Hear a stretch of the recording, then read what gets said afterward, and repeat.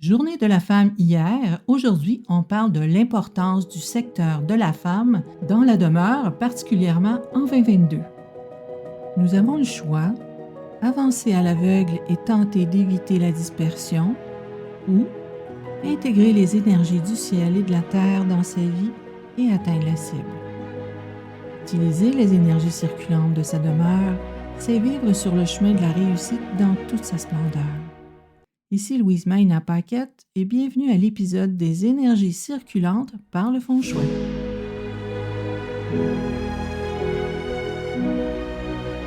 Alors bonjour tout le monde. Effectivement, à ce lendemain du jour de la femme, on ne peut pas faire autrement que de parler du secteur de la femme dans la demeure.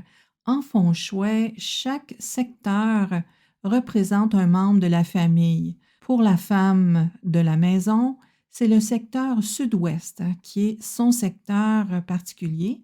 Donc, on y porte une attention naturellement afin que la mère de la maison ou la femme, la matriarche, parce que dans le cas où votre maman habiterait avec vous, ça devient son secteur. C'est toujours le secteur de la femme la plus âgée dans la maison.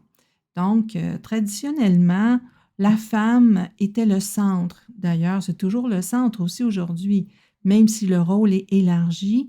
Mais dans la tradition, on dit que la femme est le centre. Elle est au cœur de la communication et de la santé dans la famille.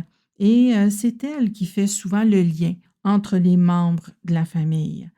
Maintenant, malgré que le rôle de la femme soit élargi, le sud-ouest reste tout de même son secteur, le secteur de la femme, qui est régi par l'élément grande terre, qui est aussi un élément qui rayonne la confiance et la communication.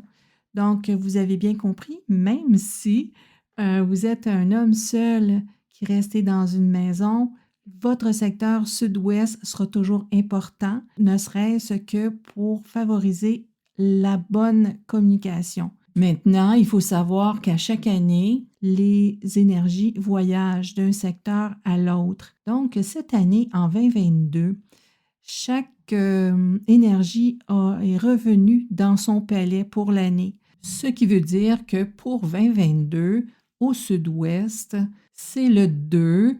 Et oui, on les a numérotés. Toutefois, ce n'est pas parce qu'elles portent un numéro qu'ils n'ont pas de nom. Alors, ce nombre étoile 2 porte le nom de l'étoile noire de la maladie. C'est pas très encourageant, juste dit comme ça. Mais bref, on peut toujours neutraliser ces énergies-là et ce n'est pas juste du côté négatif. Les gens qui seraient agents d'immeubles ou qui seraient dans l'immobilier vont voir un grand bénéfice à utiliser le secteur sud-ouest cette année.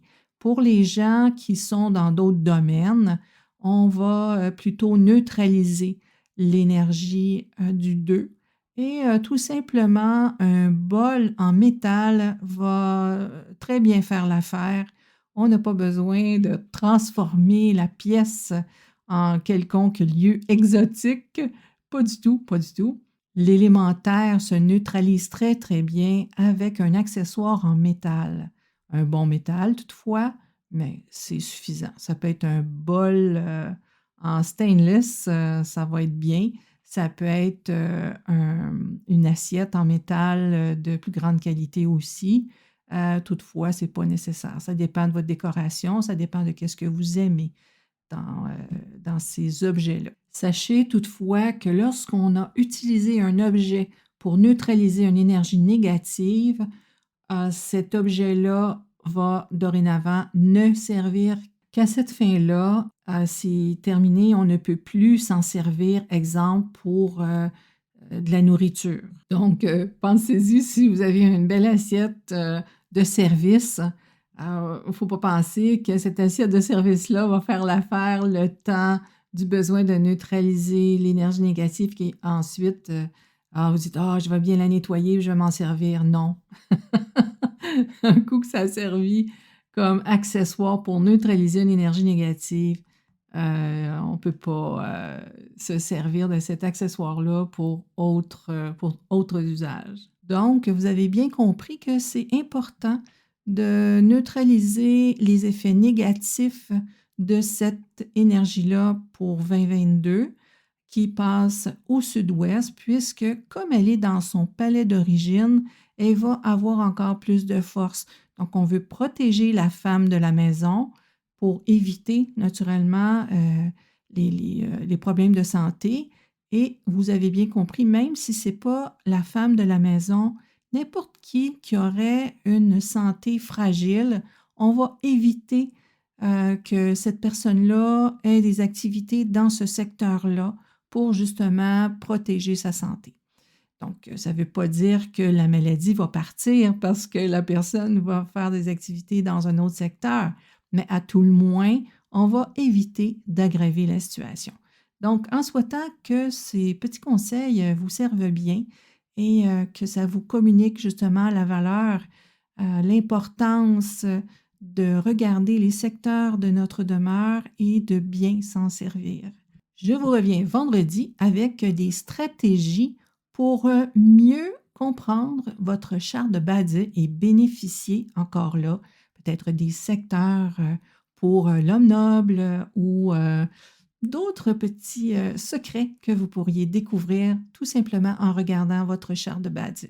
Donc, dans l'intervalle, je vous invite à vous rendre sur mon site internet lasynergie.com dans la section Les calculateurs et de générer gratuitement votre charte de Bade afin de mieux suivre les informations que je vous communiquerai vendredi.